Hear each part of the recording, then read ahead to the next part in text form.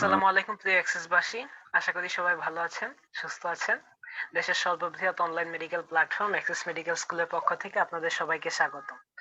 আপনারা জানেন access medical school প্রতিনিয়ত দেশসেরা লেজেন্ডারি মেন্টর ও চিকিৎসকদের নিয়ে আয়োজন করে যাচ্ছে নানা ধরনের একাডেমিক ও ক্যারিয়ার সেশন এবং আসন্ন প্রফকে সামনে রেখে অ্যাক্সেস মেডিকেল স্কুল নানা ধরনের একাডেমিক সেশন চালু করে আসছে। তারই অন্যতম একটি সেশন বায়োকেমিস্ট্রির উপর বর্তমানে চালু রয়েছে, যা হচ্ছে বায়োকেমিস্ট্রি ভাইভা সেশন। আপনারা সবাই জানেন বায়োকেমিস্ট্রি ভাইভা সেশনে একটি গুরুত্বপূর্ণ সিরিজ এবং ভাইভা সিরিজটি নিয়ে যাচ্ছেন আমাদের সকলের প্রিয় ডক্টর বজলুল করিম চৌধুরী স্যার, যিনি অ্যাসোসিয়েট প্রফেসর কলোনেল মালেক মেডিকেল কলেজ। আসসালামু আলাইকুম স্যার, আপনি কেমন আছেন? ওয়ালাইকুম আসসালাম, আছি আলহামদুলিল্লাহ ভালো, তোমাদের দোয়ায়। জি স্যার। আজকে তো স্যার আমাদের পড়াশোনার টপিক হচ্ছে মলিকুলার বায়োলজি এন্ড জেনেটিক্স। তো স্যার আপনি চাইলে শুরু করতে পারেন স্যার। ধন্যবাদ। এই মলিকুলার বায়োলজি এবং জেনেটিক্স বিষয়ে আজকে আমরা কিছুটা আলোচনা করব। তোমরা ইতিমধ্যেই অনেক কিছু জানো। এই যে প্রতিটা জীব জন্তু প্রাণী উদ্ভিদ যাই বলো, সবগুলারই জীবনের কিছু ভিত্তি আছে।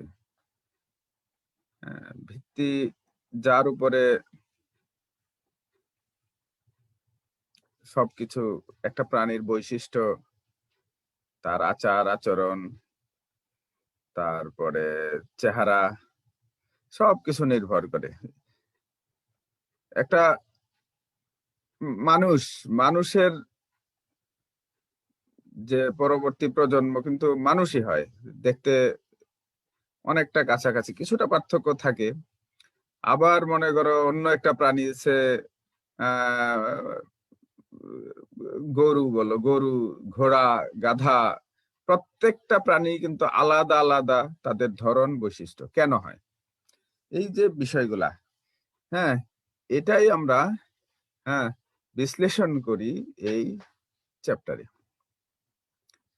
তো জীবনের গোড়াতে যদি আমরা যাই, বেসিক যে বিষয়গুলো নিয়ে জীবন গঠিত, সেখানে যদি আমরা যাই, তাহলে আমরা পাবো কিছু অ্যাটম বা মলিকুল।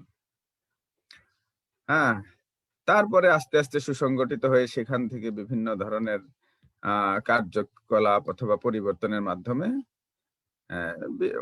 বিশাল পরিবর্তনের হয় আর কি। সেই পরিবর্তনগুলোর পরে আমরা আমাদের নিজস্ব বৈশিষ্ট্যগুলা প্রতিস্থাপন করে থাকি। তো সেই গোড়াতে যদি যাই, আমরা দেখব কিছু অ্যাটম, যেমন মনে করো নাইট্রোজেন, অক্সিজেন, হাইড্রোজেন, এই কিছু মলিকুল এবং তাদের অ্যাটম। তো সেগুলো দিয়ে তৈরি হয় কিছু বেজ, যেমন মনে করো আমরা বলি নাইট্রোজেনাস বেজ। আমরা চলে আসি সেই নাইট্রোজেনাস বেজের মধ্যে। তোমরা নিশ্চয়ই জানো যে পিউরিন, পাইরিমিডিন, নাম শুনছো তোমরা অবশ্যই। পিউরিন এবং পাইরিমিডিন, এরা হচ্ছে নাইট্রোজেনাস বেজ। পিউরিন হচ্ছে এটা হেটারোসাইক্লিক 9 অ্যাটম কম্পাউন্ড, 9টা অ্যাটম দিয়ে একটা কম্পাউন্ড তৈরি। সাইক্লিক, হেটারোসাইক্লিক ভাবে, মানে সাইক্লিক ভাবে তৈরি 9 অ্যাটম কম্পাউন্ড হচ্ছে পিউরিন। আর হেটারোসাইক্লিক 6 অ্যাটম কম্পাউন্ড হচ্ছে পাইরিমিডিন। তো পিউরিনের মধ্যে আমাদের জীবনের যে বৈশিষ্ট্যগুলা জন্য রেসপন্সিবল, সেগুলা হচ্ছে সাইটোসিন, থাইমিন, ইউরাসিল। নাম শুনছো? সাইটোসিন, থাইমিন, ইউরেসিল, এরা হচ্ছে পিউরিন বেজ। আর পাইরিমিডিন বেজ হচ্ছে অ্যাডিনিন আর guanine. Adenine, guanine, pyrimidine base, তারপরে সাইটোসিন, থাইমিন আর ইউরাসিল হচ্ছে পিউরিন বেজ। এখন পরীক্ষাতে ভাইভাতে এই ধরনের একটা বিষয় কিন্তু আসবে যে what is purine, what is pyrimidine. যখনই এই কথাগুলো আসবে পিউরিন বেজ, পাইরিমিডিন বেজ কি জিনিস, বিভিন্ন ধরনের উত্তর কিন্তু আমরা শুরু থেকে পাই। স্যার এগুলা নাইট্রোজেন, অথবা এটা স্যার একটা জিনিস, এই ধরনের অনেক কথাবার্তা। ওরকম বলা যাবে না, এরা হচ্ছে একটা হেটারোসাইক্লিক কম্পাউন্ড। পিউরিন হচ্ছে 9 অ্যাটম, পিউরিন হচ্ছে 9 অ্যাটম কম্পাউন্ড, আর পাইরিমিডিন 6 অ্যাটম কম্পাউন্ড। এখন আমি কিন্তু অলরেডি এর ভিতরে বলে ফেলছি পিউরিন গুলা, সাইটোসিন, থাইমিন আর ইউরেসিল। আর পাইরিমিডিন হচ্ছে অ্যাডিনিন এবং গুয়ানিন। এর সাথে পিউরিন এবং পাইরিমিডিন, এই অ্যাটম গুলার সাথে, এই কম্পাউন্ড গুলার সাথে যখন যোগ হবে রাইবোজ সুগার। রাইবোজ সুগার হচ্ছে একটা পেন্টোজ সুগার। তোমরা নিশ্চয়ই মনে আছে তোমাদের যে এই পেন্টোজ সুগারটা আমরা যখন মেটাবলিজম চ্যাপ্টার আলোচনা করছিলাম, তখন একটা অল্টারনেটিভ পাথওয়ে অফ গ্লাইকোলাইসিস, ওইখানে আমরা একটা স্টেপে দেখেছিলাম যে পেন্টোজ সুগার বা রাইবোজ সুগার তৈরি হয় বাই প্রোডাক্ট হিসাবে। সেই রাইবোজ সুগার এখানে এসে কাজে লাগে। তাহলে পিউরিন এবং পাইরিমিডিনের সাথে একটা পেন্টোজ সুগার যখন যোগ হয়, তখন তাকে আমরা বলি কি,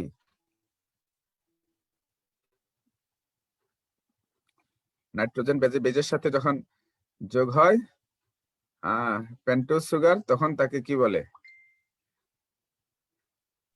নিউক্লিওসাইড। মনে করা যায় না নাকি?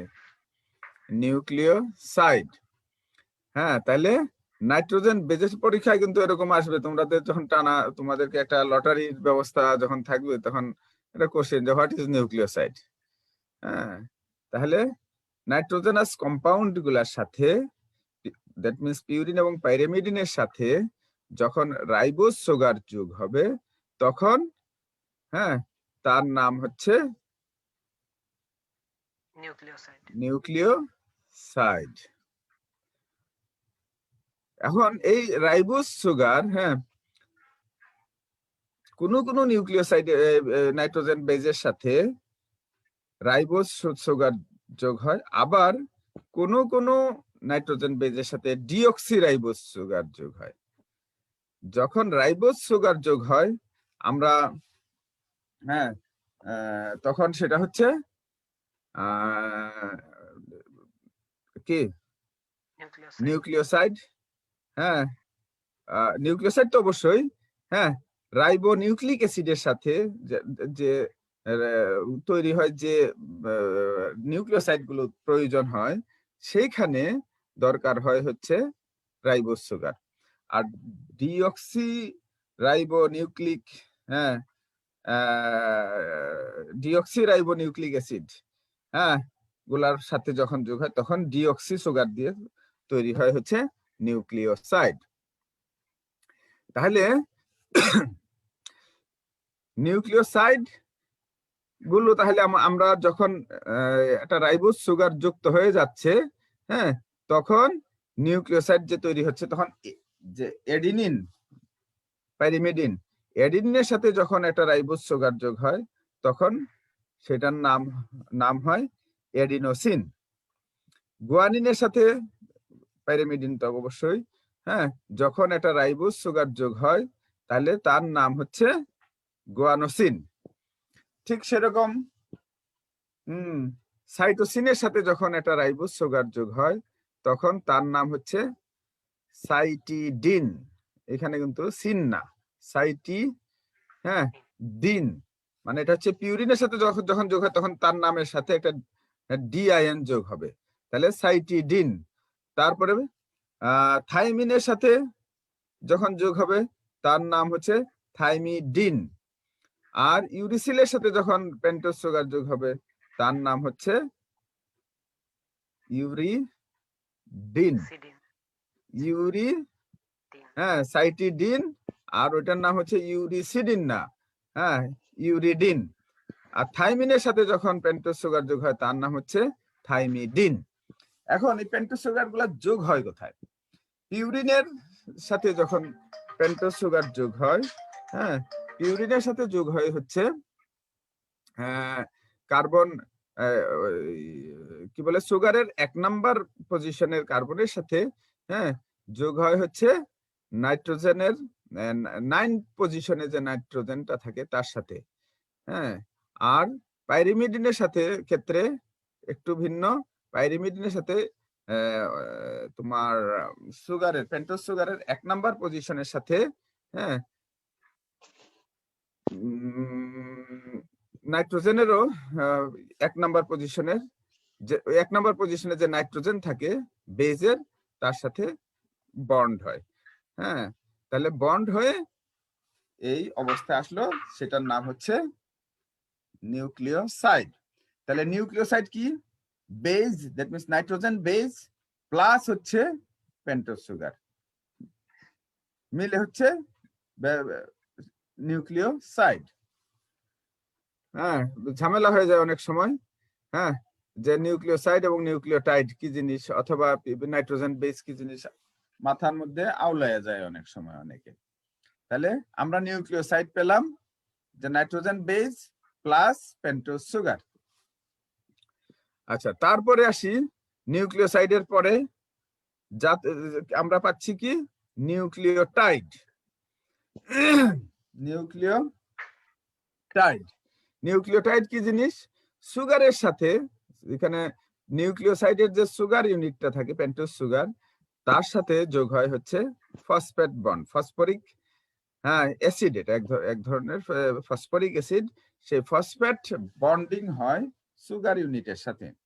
তারপর যখন একটা ফসফেট যদি যোগ হয় তাহলে মনো, 2টা হলে ড্রাই, 3টা পর্যন্ত হইতে পারে ট্রাই। তাহলে নিউক্লিওটাইড হচ্ছে nucleoside plus mono, di or triphosphate, হ্যাঁ, মনো, ডাই অর ট্রাইফসফেট, হ্যাঁ, যখন যোগ হয়, যোগ হয়ে যে কম্পাউন্ডটা তৈরি হয় সেটাকে বলা হয় নিউক্লিওটাইড। সেই ফসফেটটা যোগ হয় কোথায়? Either 3rd or 5th atom of the sugar, হ্যাঁ, সুগার ইউনিটের 3rd অথবা 5th অ্যাটমের সাথে, হ্যাঁ। তাহলে nucleoside plus phosphate group, either সেটা মনো অর ডাই অর ট্রাই, হ্যাঁ, ফসফেট গ্রুপ মিলে হচ্ছে নিউক্লিওটাইড। তাহলে নিউক্লিওটাইড কি হবে? কি কি নিউক্লিওটাইড আমরা পাবো? এডিনিন, পাইরিমিডিন, হ্যাঁ, পাইরিমিডিন হচ্ছে এডিনিন, গুয়ানিন। সেই এডিনিনের সাথে যখন এডিনোসিনের সাথে যখন একটা ফসফেট যোগ হবে তখন সেটা এডিনোসিন মনোফসফেট। 2টা ফসফেট যখন যোগ হবে সেটাকে আমরা বলবো এডিনোসিন ডাইফসফেট। 3টা ফসফেট যখন যোগ হবে এডিনোসিন ট্রাইফসফেট। ঠিক এরকম গুয়ানোসিনের সাথে, হ্যাঁ, যখন একটা ফসফেট যোগ হয় আমরা বলবো গুয়ানোসিন মনোফসফেট, ওরকম গুয়ানোসিন ডাইফসফেট, গুয়ানোসিন ট্রাইফসফেট। তারপরে পিউরিন, হ্যাঁ, সাইটোসিনের সাথে যখন একটা ফসফেট যোগ হবে তখন কি? কি বলো, কি হবে? সাইটিডিন হ্যাঁ, মনোফসফেট। সাইটোসিনের সাথে নিউক্লিওসাইডের নাম হচ্ছে সাইটিডিন, হ্যাঁ, মনোফসফেট। তারপরে মনোফসফেট। ইউরাসিলের সাথে ইউরিডিন মনোফসফেট। হ্যাঁ, থাইমিনের সাথে থায়াডিন মনোফসফেট। থায়াডিন মনোফসফেট, থায়াডিন নাকি?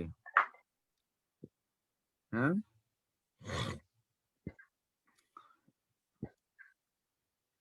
থাইমিডিন। থায়ামিডিন। আচ্ছা, তাহলে আমরা পেয়ে গেলাম নিউক্লিওটাইড। তাহলে নাইট্রোজেন বেজের থেকে আসছে নিউক্লিওসাইড। হ্যাঁ, তারপরে আমরা ফসফেট যোগ করে পেলাম নিউক্লিওটাইড। নেক্সট হচ্ছে, হ্যাঁ, নেক্সট হচ্ছে কি, তারপরে পরের স্টেপে কি হবে? নিউক্লিওটাইড আমরা পেয়ে গেছি, পরের স্টেপে নিউক্লিওটাইড গুলাকে একটার সাথে আরেকটা যদি জোড়া লাগাই,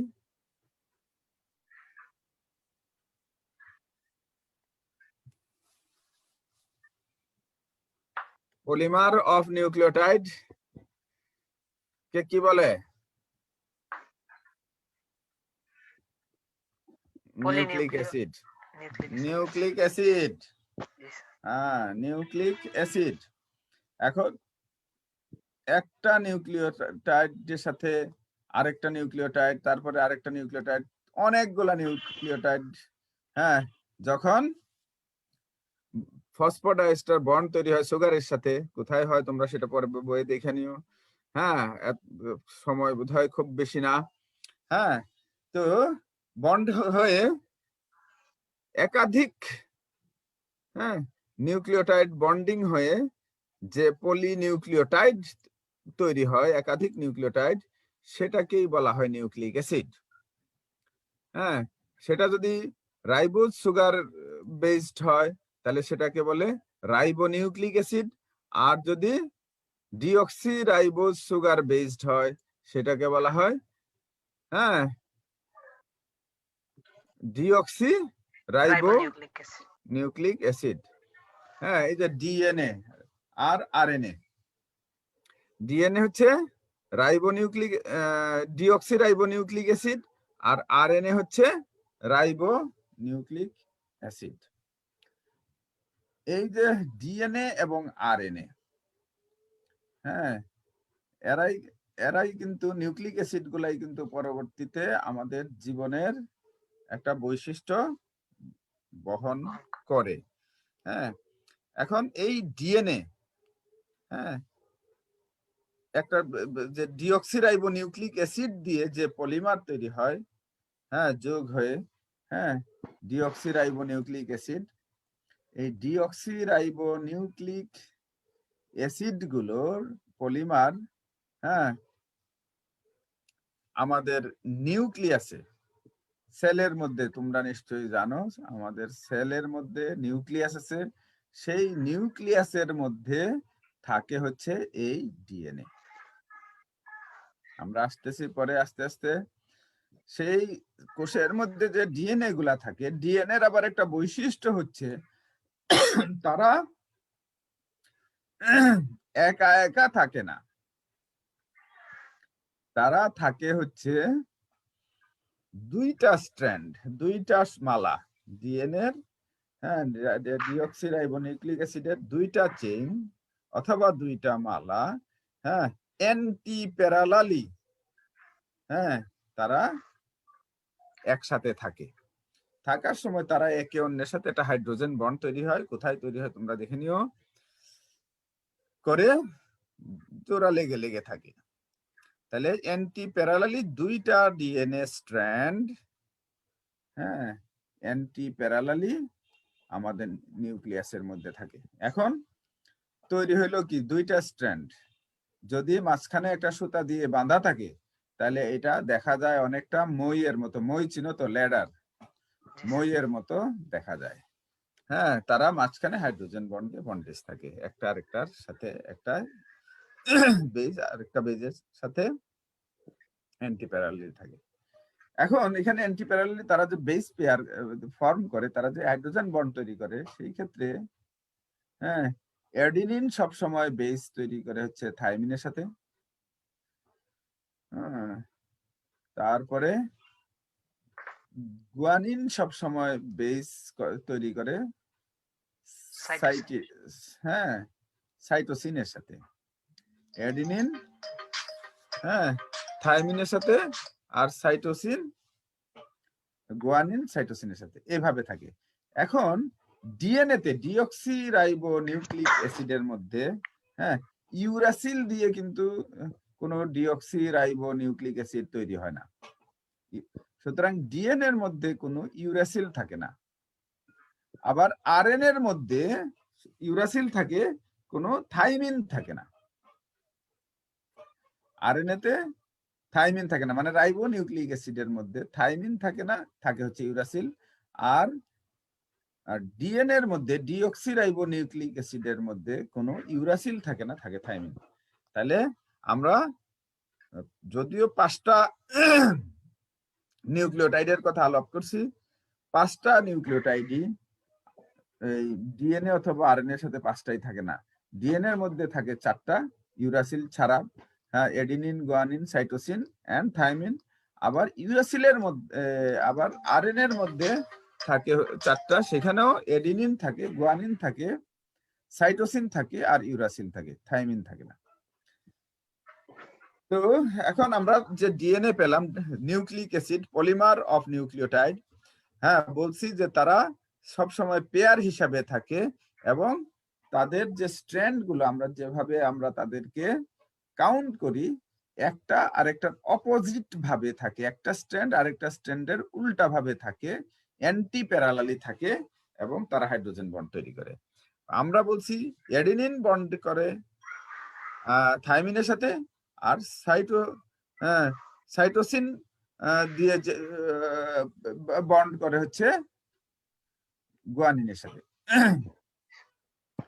এখন এই যে মই তৈরি হলো অ্যান্টিপ্যারালাল, হ্যাঁ, ডিএনএ এর মধ্যে যে থাকে, একদম খারাপ ভাবে সোজা হিসাবে থাকে না, তারা থাকে হচ্ছে আবার এখানে একটু পেঁচায়, কয়েল কয়েল হয়ে, সুতা মানে দড়ির মতো। দড়ির মধ্যে যেরকম দুইটা সুতা, দুইটা স্ট্র্যান্ড দিয়ে দড়ি তৈরি হয়, এটাকে আবার পাকানো থাকে, হ্যাঁ, এরকম পাকানো থাকে। হ্যাঁ, ঠিক ডিএনএ এর মধ্যেও এরকম পাকানো অবস্থায় থাকে স্ট্র্যান্ডটা, দুইটা স্ট্র্যান্ড পাকানো থাকে। হ্যাঁ, এটাকে বলে হেলিক্যাল স্ট্রাকচার। হ্যাঁ, হেলিক্যাল স্ট্রাকচার, দুইটা স্ট্র্যান্ড, আবার দুইটা স্ট্র্যান্ড থাকে হচ্ছে পেঁচায়ে পেঁচায়ে, হ্যাঁ, দড়ির মতো পেঁচায়ে থাকে। তাহলে এই হচ্ছে ডিএনএ। এখন এটা অনেক লম্বা একটা জিনিস আমাদের, হ্যাঁ, নিউক্লিয়াসে যে ডিএনএ থাকে সেটা হচ্ছে অনেক লম্বা একটা সুতা, এরকম দড়ি, হ্যাঁ, দুইটা স্ট্র্যান্ড দিয়ে পেঁচানো একটা দড়ি, হ্যাঁ, আর মাইল খানিক, সরি, কিলোমিটার খানিক লম্বা। এখন এত লম্বা একটা জিনিস আমাদের নিউক্লিয়াসে থাকে। এখন তুমি যদি 1 কিলোমিটার লম্বা একটা সুতা কে তুমি এমনি কোনো ধরনের সিস্টেম না করে, হ্যাঁ, এক জায়গায় পেঁচায় রাখো, তাহলে পরবর্তীতে তুমি এটাকে যদি আবার খুলতে যাও, দেখবা যে পেঁচ লেগে গেছে, আর খোলা যেতেছে না, সারাদিনেও চেষ্টা করে খোলা যাবে না। হ্যাঁ, তাহলে এটাকে রাখতে হবে কেমন করে, একটা পদ্ধতি করে রাখতে হবে। সেই পদ্ধতিটা কি? যেমন সুতার গুটি, সুতার গুটির মধ্যে যে সুতা পেঁচানো থাকে, সেখান থেকে কিন্তু তুমি চাইলেই সুতা খুলতে পারো, কিন্তু এমনিতে যদি তুমি ওই সিস্টেম মতো না রাখো, তুমি খুলতে পারবে না। কিন্তু সুতার গুটির মধ্যে তুমি সিস্টেম করে পেঁচায় রাখছো, হ্যাঁ, তাহলে সেই সিস্টেম করে পেঁচায় রাখলে তুমি আবার খুব সহজেই খুলতে পারবা, আবার খুব সহজেই সেটাকে ব্যবহার করতে পারবা। সেই জন্য এই লম্বা ডিএনএটা, এত লম্বা একটা ডিএনএ সুতা আমাদের নিউক্লিয়াসে থাকে, সেটাও ওইরকম সিস্টেম করে থাকে। হ্যাঁ, এখানে সিস্টেম করার জন্য সুতার মধ্যে, সুতাকে গুটির মধ্যে পেঁচানোর জন্য ব্যবহৃত হয় সে তোমার গুটি সুতা, দেখা যায় একটা টিউব ব্যবহার করা হয়, সেই টিউবের মধ্যে পেঁচানো থাকে সুতা।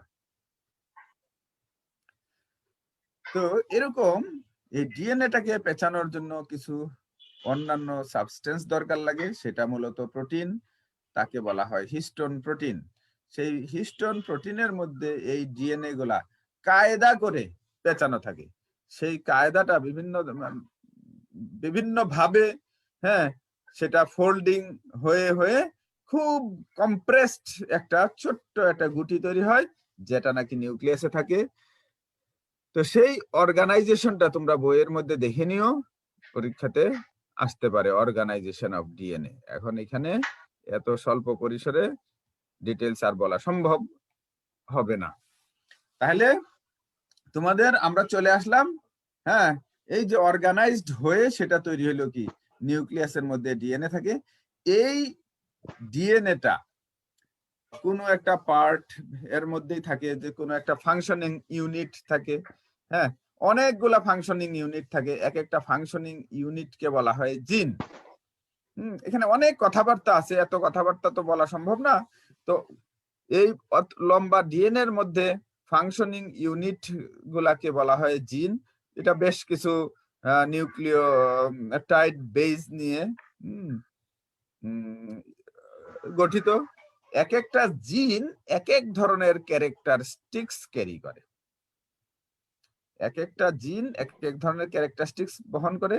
ওই যে ডিএনএ, এই ডিএনএ হচ্ছে গিয়া কি অনেকগুলা জিন, যা নাকি একটা অর্গানিজমের বিভিন্ন ধরনের বৈশিষ্ট্য ক্যারি করে থাকে, এবং যখন দরকার হয় সেখান থেকে একটা অংশ, একটা জিন তখন রিপ্লিকেট হয়ে আসে, এবং সেটার উপরে ভিত্তি করে একটা স্পেসিফিক প্রোটিন তৈরি হয় বডিতে।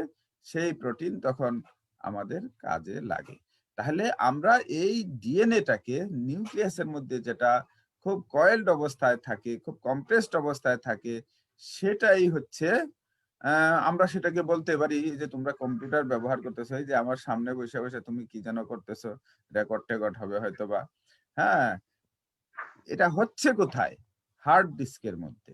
হ্যাঁ, তোমার ল্যাপটপ যদি হয় সেটা হার্ড ডিস্কের মধ্যে হচ্ছে, হ্যাঁ, অথবা মোবাইলের মধ্যেও যদি হয় হার্ড ডিস্কের মধ্যে সেটা কপি হচ্ছে। হ্যাঁ, যখন অফ অবস্থায় থাকে তখন কিন্তু তুমি, হ্যাঁ, এই যে তোমার ল্যাপটপ অথবা কম্পিউটারে এত কিছু তুমি জমা রাখছো, কিছুই দেখতে পারবা না। কিন্তু যখন তুমি সেটা চালাবা, চালায় সেই স্পেসিফিক ফাইলের মধ্যে যাবা, যা চালাবা, দেখবা যে তখন দেখা যাচ্ছে তুমি গান শুনলে গান, সিনেমা দেখা যদি ইয়ে হয় সিনেমা, যেটাই তুমি রাখছো সেটাই ওই হার্ড ডিস্ক থেকে সেটা আবার সেটা কি হচ্ছে, তর্জমা হচ্ছে, ট্রান্সলেট হচ্ছে, হ্যাঁ, ছবিতে অথবা মিউজিকে, যেভাবেই হোক ট্রান্সলেট হয়ে সেটা আবার দৃশ্যমান হচ্ছে, অথবা আমরা শুনতে পারছি, শ্রবণের উপযোগী হচ্ছে। তো এরকম ডিএনএ এর মধ্যে এই মেসেজ গুলা ওইভাবে হার্ড ডিস্কের মতো জমা থাকে। যখন যেটা দরকার, সেটা যেরকম ল্যাপটপ খুললে অথবা মোবাইল খুললে ওপেন করা যায়, সেইখান থেকে ওপেন করে, হ্যাঁ, সেই অংশটা আবার কপি হয়ে আসে। সেটা ভিন্ন কিছু নামধাম আছে, আমরা দেখি, পারলে সময় হলে আমরা সেই আলোচনায় যেতে চাই। তো এই হচ্ছে তোমার ডিএনএ এবং আমাদের নিউক্লিয়াসের মধ্যে যে ডিএনএ থাকে এটা। এখন এখানে কিছু পার্থক্য আছে, ইউক্যারিওটিক আর প্রোক্যারিওটিক ডিএনএ এর মধ্যে কিছু পার্থক্য আছে। প্রোক্যারিওটস এর ডিএনএ গুলা খুব সিম্পল, রাউন্ড, সার্কুলার, হ্যাঁ, এর মধ্যে বেস পেয়ার অনেক বেশি যে থাকে তা না, হ্যাঁ, অল্প সংখ্যক বেস পেয়ার থাকে, হ্যাঁ। আর প্রোক্যারিওটিক যে ডিএনএ, হ্যাঁ, সেটা অনেক বড় হয় এবং সেটা খুব ওয়েল অর্গানাইজড থাকে, হ্যাঁ, এবং সেটা খুব সুগঠিত ভাবে সেটা সেলের নিউক্লিয়াসের মধ্যে থাকে। কিন্তু প্রোক্যারিওটসে সেভাবে থাকে না, সার্কুলার ডিএনএ থাকে, অল্প বেস পেয়ার সমৃদ্ধ। এখন এই যে ডিএনএ এর কথা বললাম, এই ডিএনএ থাকে কোথায়? আমরা জানি সেলের মধ্যে, অলরেডি আমরা জানি সেলের মধ্যে নিউক্লিয়াসে থাকে। এখন যখন সেলটা ডিভিশন হয়, একটা সেল আমরা জানি প্রতিনিয়তই বিভাজিত হচ্ছে, এবং সেল ডিভিশনের সময় ওই নিউক্লিয়াসটাও বিভাজন হয়, হ্যাঁ, কারণ, হ্যাঁ, তাহলে সেল বিভাজনের সময় ওই প্রতিটা সেলের মধ্যেই যেহেতু সেই নিউক্লিয়াস থাকে, নিউক্লিয়াস বিভাজন হয়, তার মানে ওই ডিএনএটাও বিভাজন হয়। দ্যাট মিনস ডিএনএটা রেপ্লিকেশন হয়। ডিএনএ রিপ্লিকেশন হওয়ার পরে নিউক্লিয়াস সরি বিভাজিত হওয়ার পরে তার পরের স্টেপে সাইটোপ্লাজম ডিভিশন হয়। তাহলে সেল ডিভিশন এটা আবার অন্য একটা ব্যাপার। এই মুহূর্তে আমি সেই সেল ডিভিশনে যাচ্ছি না। তাহলে ডিএনএ সেল ডিভিশনের সময় যে ঘটনাটা প্রথমেই ঘটে সেটা হচ্ছে রেপ্লিকেশন অফ ডিএনএ। তার মানে ডিএনএটা এখন রিপ্লিকেশন হবে। তো ডিএনএটা এখন কিভাবে রিপ্লিকেশন হয়? রিপ্লিকেশনের কয়টা স্টেপ থাকে? হ্যাঁ, ইনিশিয়েশন, ইলংগেশন এবং কি? Initiation, elongation and division.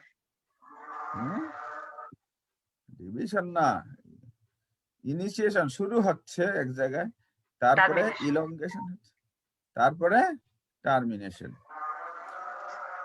তো প্রোক্যারিওটের যে সেল ডিভিশন হয় সেটা একটা জায়গা থেকে শুরু হয়, কারণ আমরা জানি দুইটা স্ট্র্যান্ড আছে ডিএনএ, দুইটা স্ট্র্যান্ড, আবার একটা স্ট্র্যান্ড আরেকটা স্ট্র্যান্ডের সাথে হাইড্রোজেন বন্ড দিয়ে লাগানো আছে। তাহলে এখন এই দুইটা স্ট্র্যান্ডকে আলাদা হতে হবে, কারণ দুইটা স্ট্র্যান্ড হ্যাঁ আলাদা না হলে পরে সেল ডিভিশন রিপ্লিকেশন সম্ভব হবে না। তাহলে প্রোক্যারিওটের সেল ডিভিশন একটা জায়গা থেকেই শুরু হয়, কিন্তু ইউক্যারিওটের ক্ষেত্রে সেল ডিভিশন মাল্টিপল জায়গা থেকে শুরু হয়। কেন মাল্টিপল জায়গা থেকে শুরু হয়? কারণ সেল ডিভিশন খুব অল্প সময়ের ভিতরে সেল ডিভিশন হয়। সেখানে একটা ডিএনএ এত লম্বা একটা জিনিস, সেই এত লম্বা জিনিসটা হ্যাঁ যদি দুই ভাগ হইতে হয় লঙ্গিচুডিনালি, হ্যাঁ দুইটা স্ট্র্যান্ড সেপারেশন হয়ে সেখানে সেল আবার নতুন স্ট্র্যান্ড তৈরি হবে, সেটা যদি হইতে হয় তাহলে অনেক সময় লাগার কথা। কারণ এত সময় যদি লাগে, হ্যাঁ এখানে মিলিয়নস অফ বেস পেয়ার দিয়ে গঠিত হচ্ছে একটা ডিএনএ হ্যাঁ অফ ইউক্যারিওটস, তাহলে সময় অনেক বেশি লেগে যাবে। এক সেল একটা ডিএনএ রিপ্লিকেশন হইতে গেলেই দেখা যাবে যে সারা জীবন পার হয়ে গেছে, তাহলে সেটা করা যাবে না। তাহলে সেখানে কি হয়? সেইখানে শুরু হয় হচ্ছে সেল ডিভিশন, ডিএনএ রিপ্লিকেশনের শুরু হয় in case of eukaryotes multiple site থেকে, একাধিক সাইট থেকে শুরু হয় হচ্ছে ডিএনএ ইউক্যারিওটস এর রিপ্লিকেশন। আর প্রোক্যারিওটের ক্ষেত্রে হচ্ছে সিঙ্গেল সাইট। প্রোক্যারিওটের ক্ষেত্রে সিঙ্গেল সাইট থাকে, কিন্তু ইউক্যারিওটের ক্ষেত্রে মাল্টিপল সাইট থেকে সেল ডিভিশন শুরু হয়। এই পর্যন্ত আমি যে কথা বললাম এর ভিতরে কিন্তু আরো অনেক কথাবার্তা আছে। হ্যাঁ হ্যাঁ এগুলা তোমরা বইয়ে পড়বা, অনেক কথাবার্তা আছে। আমি জাস্ট হ্যাঁ যে ঘটনাগুলা ঘটে সেই ঘটনাগুলাকে আমি বলছি। তো যেখান থেকে সেল ডিভিশন শুরু হয় একটা জায়গা থেকে, হ্যাঁ আচ্ছা তার আগে আরেকটু কথা বলে নিই। হ্যাঁ আমরা দেখতেছি যে একটা ডিএনএ এর দুইটা স্ট্র্যান্ড থাকতেছে। তো এখানে যে ঘটনাটা প্রায় ঘটে সেটা হচ্ছে স্ট্র্যান্ড গুলা সেপারেট হয়। হ্যাঁ একটা স্ট্র্যান্ড, দুইটা স্ট্র্যান্ড যে এখানে হাইড্রোজেন বন্ড দিয়ে বন্ডেড থাকে, সেগুলা হাইড্রোজেন বন্ড গুলা ছুটে যায়। ছুটে যে একটা স্ট্র্যান্ড, দুইটা স্ট্র্যান্ড হয়ে গেল, দুইটা স্ট্র্যান্ডের সাথে আলাদা করে আরেকটা নতুন স্ট্র্যান্ড তৈরি হয়। প্রতিটা স্ট্র্যান্ডের সাথে একটা করে নতুন স্ট্র্যান্ড তৈরি হয়। আর আগের হ্যাঁ যে প্যারেন্ট সেল ছিল অথবা মাদার সেল ছিল, সেলের যে ডিএনএটা ছিল সেটার একটা স্ট্র্যান্ড থেকে যায়। তাহলে দুইটা স্ট্র্যান্ড সেপারেট হয়ে প্রতিটা স্ট্র্যান্ডের সাথে নতুন করে আরেকটা স্ট্র্যান্ড তৈরি হয়। তাহলে কি দেখতেছি যে ডটার যে ডিএনএ তৈরি হচ্ছে তার মধ্যে প্যারেন্ট ডিএনএ এর একটা স্ট্র্যান্ড কনজার্ভ করে, হ্যাঁ কনজার্ভ করে, আর একটা স্ট্র্যান্ড হয় নতুন। তাহলে একটা ডিএনএ যখন রিপ্লিকেশন হয়, দুইটা ডিএনএ হয়, তখন দুইটা ডিএনএ এর মধ্যে দুইটা থাকে হচ্ছে প্যারেন্ট ডিএনএ আর দুইটা প্যারেন্ট স্ট্র্যান্ড, আর দুইটা হচ্ছে নতুন স্ট্র্যান্ড তৈরি হয়। তাহলে যেহেতু প্রতিটা ডিএনএ একটা করে তাদের পূর্বপুরুষের স্ট্র্যান্ডকে কনজার্ভ করে, সেই জন্য এই ডিএনএ রিপ্লিকেশনকে বলা হয় সেমি কনজারভেটিভ রেপ্লিকেশন। পরীক্ষাতে কিন্তু ভাইবার জন্য খুবই ইম্পর্টেন্ট ধরা হয়। Why DNA replication is called semi-conservative replication? As because এই যে বললাম যে দুইটা ডিএনএ হ্যাঁ নতুন স্ট্র্যান্ড তৈরি হয় না। হ্যাঁ, একটা স্ট্র্যান্ড থাকে হচ্ছে পুরানা আগের ডিএনএ এবং সেই সাথে একটা নতুন স্ট্র্যান্ড তৈরি হয়। হ্যাঁ, যেহেতু প্রতিটা ডিএনএ তে একটা করে স্ট্র্যান্ড কনজার্ভ করে তাদের পূর্বপুরুষের, সেই জন্য তাকে বলা হয় সেমি কনজার্ভ। আবার একটা থাকে নতুন, সুতরাং পুরাপুরি কনজারভেটিভ বলা যাবে না। হ্যাঁ, বলতে হবে তাহলে সেমি, অর্ধেক, পার্শিয়াল। হ্যাঁ, সেটারই আরেকটা ইংরেজি হচ্ছে সেমি। সুতরাং DNA replication is always called semi conservative replication. এখন আমরা আসি একটু রিপ্লিকেশনে। আমরা বলছি হ্যাঁ, ইনিশিয়েশন, ইলংগেশন এবং টার্মিনেশন, এই তিনটা স্টেপে সম্পন্ন হয়। আর ডিএনএ রিপ্লিকেশনের জন্য কিছু কিছু জিনিস লাগবে। প্রথম কথা হচ্ছে একটা জায়গায় শুরু হবে, তাহলে সাইট অফ ইনিশিয়েশন মানে সূচনা, একটা জায়গা থেকে সূচনা হবে। হ্যাঁ, আমরা বলছি ইউক্যারিওটস এর ক্ষেত্রে সেই সূচনার জায়গা হচ্ছে একাধিক। তাহলে সেই সূচনার জায়গা থেকে একটা জায়গায় হ্যাঁ সিলেকশন হবে যে এখান থেকে শুরু হবে। হওয়ার পরে এখানে কি করতে হবে? প্রথমে সেখানের বন্ড গুলাকে, হ্যাঁ বন্ড গুলা, হাইড্রোজেন বন্ড গুলাকে কেটে দিতে হবে। আমি বলবো কাটা, কেচি দিয়ে কাটা। কাটার পরে ওইখানে একটা গ্যাপ তৈরি হবে। ওই গ্যাপের মধ্যে ওই গ্যাপের মধ্যে একটা আবার যেন নতুন করে সেই গ্যাপ আবার বন্ধ হয়ে যেতে না পারে, এই ব্যবস্থা থাকবে। সেখানে আবার নতুন করে কিছু এনজাইম লাগবে নতুন স্ট্র্যান্ড তৈরি করবার জন্য। সেই এনজাইম আবার সেই পলিমার তৈরি করবে নিউক্লিওটাইড গুলাকে। তাহলে এই জন্য আমাদের বেশ কিছু জিনিস দরকার লাগবে। সেই জিনিসগুলা কি কি? সেই জিনিসগুলোর মধ্যে আছে একটা জিনিসের নাম হচ্ছে ডিএনএ এ প্রোটিন। তারপরে single strand binding protein, SSB protein. তারপরে লাগে হচ্ছে ডিএনএ হেলিকেজ, লাগে হচ্ছে প্রাইমেজ, তারপরে লাগে ডিএনএ লাইগেজ। এগুলো হচ্ছে রিকোয়ারমেন্ট। তারপরে টোপো আইসোমারেজ। এগুলা। আর লাগবে হচ্ছে আরএনএ। আরএনএ এর একটা primer, not DNA primer. Primer মানে হচ্ছে যেখান থেকে সূচনা হয়, প্রাইমার মানে শুরু হলো এখান থেকে। এখন আমরা বললাম যে এক জায়গা থেকে শুরু হলো, শুরু হওয়ার পরে কয়টা হাইড্রোজেন বন্ড ছিঁড়ে গেল। ছিঁড়ে যাওয়ার পরে ওখানে পরবর্তীতে কাজ শুরু হবে এনজাইম গুলার। ডিএনএ পলিমারেজ আমি বলছি, ডিএনএ পলিমারেজ এসে ওইখানে লাগবে। তারপরে আবার যেন ওই যে তোমার যেখানে শুরু হয়েছিল সেখান থেকে হাইড্রোজেন বন্ড গুলাকে কাটা লাগবে। কাটার জন্য যে ডিএনএ হেলিকেজ, তোমরা ফিগার গুলা বইয়ে দেখে নিবা, ডিএনএ হেলিকেজ এখানে কাজ করবে। সে কেটে কেটে সামনে এগিয়ে যাবে। এটাকে আমি অনেকটা বলি ডিএনএ রিপ্লিকেশনটা, যে এই ঘটনাটা যে ঘটে সেটা হচ্ছে বাঁশকে যেরকম ভাবে ফাটানো হয়। বাঁশ ফাটানো দেখছো মাঝখান দিয়ে? তোমরা দেখবা কোথা থেকে? তোমরা তো না দেখার কথা না। যখন শুরু হয় তখন টেনে ধরতে হয় দুইটা মাথা ধরে, মাঝখানে একটা দাও অথবা একটা কোনো কিছু দিয়ে আগাইলে বাঁশটা আস্তে আস্তে ফিরে যায়। সেই রকম ভাবে ডিএনএ হেলিকেজ সেটাকে ফাটায় দেওয়া যায়। আর তুমি ফাটানোর পরে যদি আবার তুমি ছেড়ে দাও তাহলে কিন্তু আবার জোড়া লেগে যাবে। তাহলে এই জোড়া যেন না লাগে সেই জন্য ওইখানে মাথার মধ্যে যেহেতু একটু হাইড্রোজেন বন্ড, ওইখানে এসএসবি প্রোটিন গুলা মাথার মধ্যে আটকায় যায় যেন আবার জোড়া না লাগে। তখন হয় কি, এই যে ডিএনএ পলিমারেজ কোথায় সেট হবে তারও কিন্তু জায়গা আছে। টাটা বক্স, ক্যাট বক্স, এরকম কিছু কিছু জায়গা আছে। এগুলা কিছু ডিএনএ এর ছোট ছোট শর্ট কিছু সিকোয়েন্স, এরকম জায়গা দেখে তারা তোমরা বইয়ে দেখবা, খুব সুন্দর পড়তে, খুব মজা লাগে। তারপরে এভাবে একদিকে হেলিকেজ গুলা কেটে কেটে এগিয়ে যাচ্ছে, আর সেই সাথে ওই যে ডিএনএ পলিমারেজ, হ্যাঁ, একটা প্রাইমার প্রথমে এসে যুক্ত হয়, হ্যাঁ, ওই ছোটানো অংশ, ডিএনএ ছোটানো অংশের মধ্যে, তারপরে সেখান থেকে একের পর এক, হ্যাঁ, সরি, পলিমারেজ এনজাইম সেটাকে একে একে একটা একটা করে তোমার কি বলে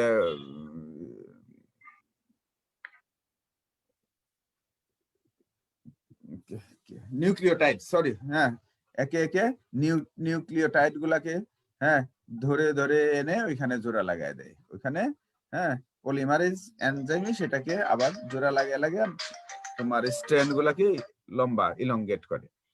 এখন এখানে আবার একটা ঘটনা আছে, দুইটা স্ট্র্যান্ড তো হচ্ছে, দুইটা স্ট্র্যান্ড কিন্তু একই পদ্ধতিতে হয় না, এরকম আগায় যায় না, হ্যাঁ, চেইন গুলা তৈরি হয় না।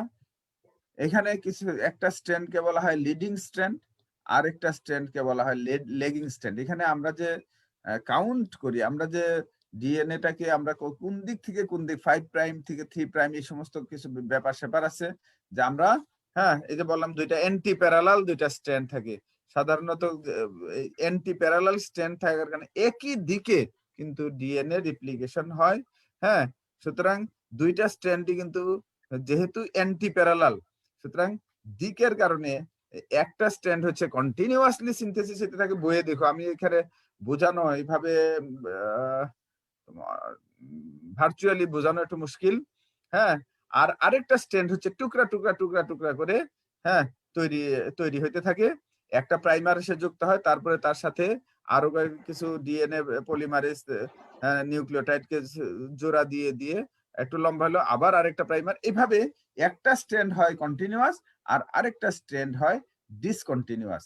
এবং ডিসকন্টিনিউয়াস যে স্ট্র্যান্ডটা সিনথেসিস হয় সেখানে প্রাইমার লাগে অনেক বেশি, হ্যাঁ, প্রাইমার, আরএনএ প্রাইমার, এখানে কথাটা কিন্তু RNA primer, not DNA primer, RNA primer এখানে এসে লাগে প্রথমে, তারপরে আগায় যেতে থাকে।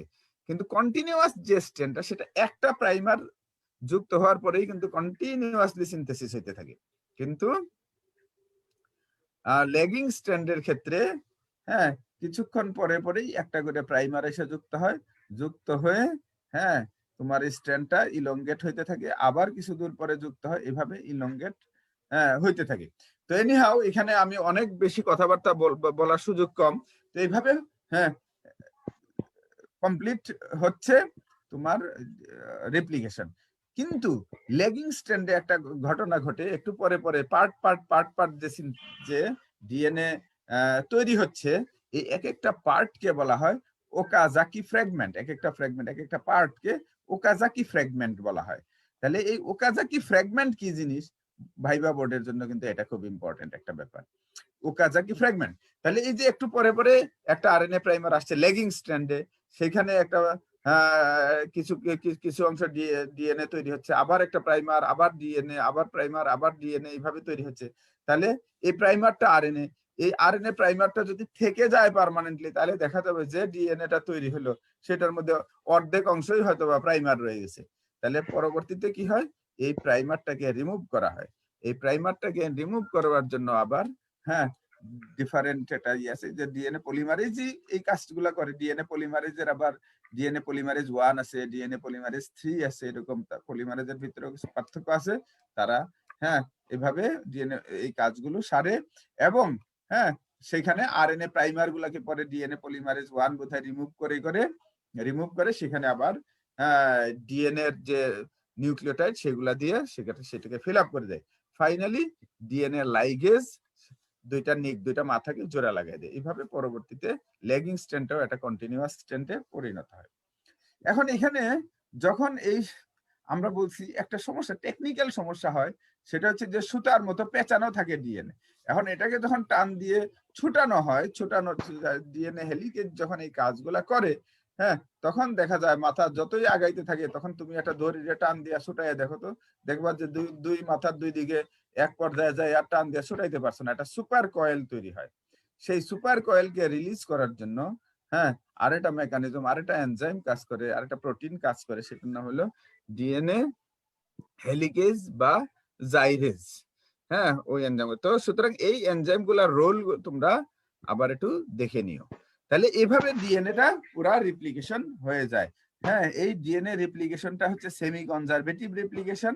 হ্যাঁ, একটা স্ট্র্যান্ড থাকে আগের, আরেকটা স্ট্র্যান্ড নতুন তৈরি হয়। তাহলে এক পর্যায়ে দুইটা নতুন ডিএনএ তৈরি হয়ে যায়, তার পরবর্তীতে সেল ডিভিশন হয়। তো এই হচ্ছে রিপ্লিকেশন। এখন ডিএনএ রিপ্লিকেশন তো হলো।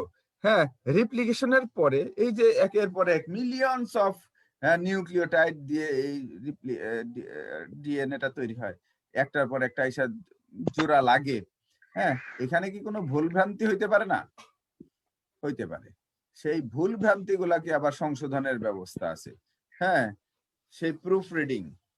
হ্যাঁ, যে ঠিক মতো আবার লাগানো হইলো কিনা, ঠিক মতো হ্যাঁ বেস পেয়ারিং হইলো কিনা, সেটাকে আবার প্রুফ রিড করা হয়। এটাও ডিএনএ পলিমারেজই করে থাকে প্রুফ রিড করে। যদি দেখা যায় যে ভুল, হ্যাঁ কোথাও একটা ভুল হয়ে গেছে, হ্যাঁ তাহলে সেটাকে আবার সংশোধন করে দেয়। তাহলে ইনিশিয়েশন হলো, ইলংগেশন হলো, তারপরে এক পর্যায়ে সব শেষে হ্যাঁ একটা প্রোটিন এটাকে রিলিজ করে দেয় আর কি, শেষ মানে টার্মিনেশন করে দেয়, শেষ হয়ে গেল। তাহলে এই হচ্ছে মোটামুটি সংক্ষেপে DNA replication. Proof reading a যে বললাম যে যদি কোনো ভুল ভ্রান্তি হয়ে থাকে, হ্যাঁ কোনো একটা ভুল বেস পেয়ার এসে যোগ হয়ে থাকে, হয়ে যায়, হইতে পারে, এটা হয়, হ্যাঁ তাহলে সেই ক্ষেত্রে এই প্রুফ রিড করে সেটাকে ভুল ভ্রান্তি গুলাকে সংশোধন করা হয়। হ্যাঁ, সেই সংশোধন করে একটা পারফেক্ট ডিএনএ আমরা পাই। এখন তারপরেও এই এত কিছুর পরেও প্রুফ রিডিং টিডিং করার পরেও হ্যাঁ সেটা হয়তো বা দেখা যায় যে কিছু কিছু ভুল পরবর্তীতে থেকেই যেতে পারে। তো যদি সেই ভুল থেকেই যায়, হ্যাঁ সেই ভুল থেকে গেলে সেটাকে আমরা পরবর্তীতে একটা বড় সমস্যার সৃষ্টি করতে পারে। কোনো কোনো সময় করতে পারে, কোনো কোনো সময় করতে পারে নাও করতে পারে। তাহলে এই যে ডিএনএ তে যদি এরকম কোনো বেস পেয়ারে পার্মানেন্ট চেঞ্জ চলে আসে, ভুলের কারণেই হোক অথবা যে কারণেই হোক, তাহলে এই চেঞ্জ চলে আসাটাকে অথবা চেঞ্জ হওয়াটাকেই বলা হয় মিউটেশন। হ্যাঁ, মিউটেশন, পরিবর্তন হওয়া। ডিএনএ তে মিউটেশন হয়েছে, স্বাভাবিক যে অবস্থা ছিল সেই স্বাভাবিক অবস্থা আর নাই, এখন সেটা মিউটেট হয়ে কোনো একটা জায়গায় বেস পেয়ারে পরিবর্তন চলে আসছে। এই যে এখন করোনা ভাইরাসের ক্ষেত্রে বলা হয় যে মিউটেশন হয়েছে, আমাদের দেশে এসে এতবার মিউটেশন হয়ে গেছে, আমেরিকাতে এতবার মিউটেশন হয়েছে, তার মানে কি এর ভিতরে কোথাও না কোথাও একটু বেস পেয়ারে পরিবর্তন হয়ে যাওয়া। হ্যাঁ, এটাকেই বলা হয় মিউটেশন। তাহলে এই মিউটেশন যদি হয়, মিউটেশন হইলে পরে হ্যাঁ এখানে বড় ধরনের একটা সমস্যা তৈরি হইতে পারে। হ্যাঁ, তো এই হচ্ছে এই মিউটেশনের কথা বললাম। মিউটেশন এখন বিভিন্ন ধরনের, মিউটেশনের আবার বিভিন্ন টাইপ আছে। হ্যাঁ, পয়েন্ট মিউটেশন, পয়েন্ট মিউটেশনের আবার বিভিন্ন ব্যাপার আছে, সেইগুলা আমার মনে হয় একটু সমস্যা সময়ের কারণে। হ্যাঁ, কতটুকু আমরা আর কথা বলতে পারবো বলতে পারি না। কতক্ষণ হয়েছে তোমাদের সময়, আর কতটুকু আছে? স্যার 1 ঘন্টা 55 মিনিট মতো হয়েছে। আচ্ছা, তাহলে তো বেশি সময়ও নাই আর।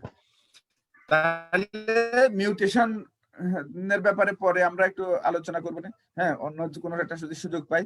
তাহলে ডিএনএ রিপ্লিকেশন আমরা পেয়ে গেলাম।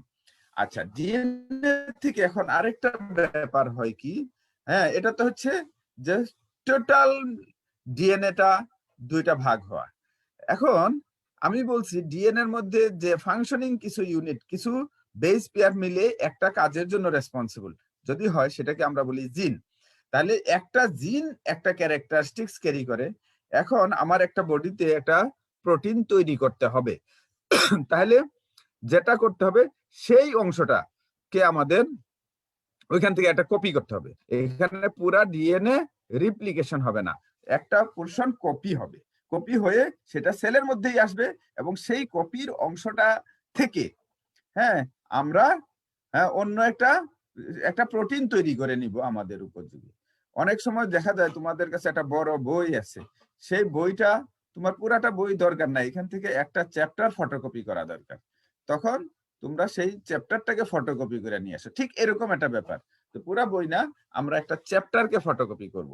এই যে অংশটা, এই যে বিষয়টা, এই বিষয়টাকে বলা হয় ট্রান্সক্রিপশন। ট্রান্সক্রিপশন, হ্যাঁ, ট্রান্সক্রিপশন হচ্ছে যে পুরা ডিএনএ থেকে একটা পোরশন কপি হয়ে আসবে, সেই কপি হয়ে আসবে সেটা হচ্ছে একটা আরএনএ ফর্মে, আরএনএ হিসাবে কপি হয়ে আসবে। একটা স্ট্র্যান্ড, দুইটা স্ট্র্যান্ডও কিন্তু দরকার লাগে না সেই ক্ষেত্রে, একটা স্ট্র্যান্ডের থেকে একটা অংশ কপি হয়ে আসবে from DNA to the cytoplasm for কি, শেষ কথা শোনা যাচ্ছে? হ্যাঁ, ডিএনএ থেকে সাইটোপ্লাজমে আসে। হ্যাঁ, এই বিষয়টাকে আমরা বলছি ট্রান্সক্রিপশন। তাহলে ট্রান্সক্রিপশনেরও আবার এরকম তিনটা স্টেপ। হ্যাঁ, একটার নাম হচ্ছে ইনিশিয়েশন, ইলংগেশন, টার্মিনেশন। হ্যাঁ, ইনিশিয়েশন হবে, ইলংগেশন হবে এবং টার্মিনেশন হবে। তাহলে ট্রান্সক্রিপশনটা তোমরা একটু দেখে নিও। হ্যাঁ, যে এখানেও ওই আগের মতোই কিছু কিছু স্টেপ আছে। এখানে যেহেতু তৈরি হবে আরএনএ ফর্মে, এখানে ডিএনএ পলিমারেজের দরকার লাগবে না, এখানে লাগবে হচ্ছে আরএনএ পলিমারেজ। আর এখানে একটু পার্থক্য আছে রিপ্লিকেশনের সাথে, এছাড়া অনেকটা মিলও আছে আবার রিপ্লিকেশনের সাথে। হ্যাঁ, একটা জায়গায় ইনিশিয়েশন হবে, যে অংশটা দরকার সেই অংশটা ইলংগেশন হবে, হওয়ার পরে আবার হ্যাঁ যে অংশটা রিপ্লিকেশন কপি হয়ে গেছে এখন টার্মিনেট করতে হবে, একটা প্রক্রিয়া আছে, সেই প্রক্রিয়ায় তোমরা বইয়ে দেখবা, এখানে প্রক্রিয়ার মধ্যে দুই ধরনের প্রক্রিয়া আছে, সেই প্রক্রিয়া অনুযায়ী সেটা আবার বের মানে টার্মিনেট হবে। হওয়ার পরে হ্যাঁ, যে পোরশনটা আমরা পেলাম, যে অংশটা পাইলাম, যে ফ্র্যাগমেন্টটা আমরা পেলাম, সেটা হচ্ছে একটা আরএনএ। এই আরএনএটা তখন চলে আসবে হচ্ছে সাইটোপ্লাজমে। সাইটোপ্লাজমে আসার পরে যে ঘটনাটা ঘটে, এই আরএনএটা হ্যাঁ আবার প্রোটিনে রূপান্তরিত হয়। এই আরএনএটা টেমপ্লেট হিসাবে ব্যবহৃত হয়, হওয়ার পরে সেই আরএনএটার মাধ্যমে আমাদের হ্যাঁ সাইটোপ্লাজমে কিছু মেশিনারিজ আছে, সেইগুলা প্রোটিন তৈরি করে। এই প্রক্রিয়াটাকে বলা হয় ট্রান্সলেশন। এখানে ট্রান্সলেশন কেন? এখানে সরাসরি আরএনএটা ট্রান্সলেট করা মানে হয় অন্য কোনো ভাষার থেকে আমরা আমাদের চাহিদা মতো ভাষায় কোনো একটা কিছুকে রূপান্তর করে নিই, যেমন ইংরেজির থেকে ট্রান্সলেট করি বাংলায়, বাংলার থেকে ইংরেজিতে, এরকম। এখানে কিন্তু সরাসরি একই জিনিস থাকে না, একটাকে ব্যবহার করে একটা sentence, I am going, Bangla হচ্ছে আমি যাই, তাহলে আই এম গোয়িং কে, আমি যাচ্ছি কে, আমরা ব্যবহার করে আমরা বাংলায় সেটাকে তর্জমা করলাম, আমি যাচ্ছি। তাহলে এই যে ব্যাপার, আমি অন্য একটা ভাষায় নিয়ে আসলাম, তাহলে এরকম আরএনএ কে আমরা ব্যবহার করে আমরা অন্য একটা জিনিস তৈরি করব, ওইটাকে টেমপ্লেট হিসাবে ব্যবহার করে ওইটার অনুযায়ী, সেই জন্য এই প্রক্রিয়াটাকে বলা হয় ট্রান্সলেশন।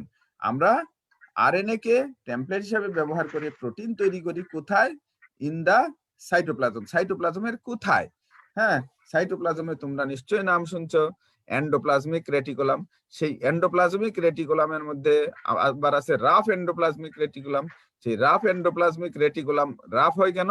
ওখানে থাকে হচ্ছে রাইবোজোম, দানা দানা কিছু জিনিস। সেই দানা দানা জিনিস, দ্যাট মিনস রাইবোজোম গুলা হচ্ছে হ্যাঁ ফ্যাক্টরি অফ প্রডিউসিং হ্যাঁ প্রোটিন, প্রোটিন তৈরির ফ্যাক্টরি হচ্ছে সেই রাইবোজোম। ওখানে হ্যাঁ ওই আরএনএটা টেমপ্লেট হিসাবে ঢুকে, এবং এখানে আরো একটা মেকানিজম, খুব সুন্দর মেকানিজম আছে। হ্যাঁ, কিছু ট্রান্সফার আরএনএ আছে, রাইবোজোমাল আরএনএ আছে, এগুলা তোমার অ্যামাইনো অ্যাসিড কে ক্যারি করে ধরে ধরে নিয়ে আসা এখানে প্রোটিন তৈরি করে। হ্যাঁ, এটা অনেক অনেক কিছু আছে এখানেও, ইনিশিয়েশন, ইলংগেশন, টার্মিনেশন এরকম আছে। আচ্ছা, এই ট্রান্সক্রিপশনে হ্যাঁ ট্রান্সক্রিপশন হওয়ার পরে সরাসরি রাইবোজোমের ভিতরে আরএনএ টেমপ্লেটটা চলে যায় না, তার কিছু মডিফিকেশনের দরকার লাগে। মডিফিকেশন হয়ে তারপরে সে যায়, সেই বিভিন্ন ভাবে মডিফিকেশন হয়। এই মডিফিকেশনটাকে বলা হয় পোস্ট ট্রান্সক্রিপশনাল মডিফিকেশন।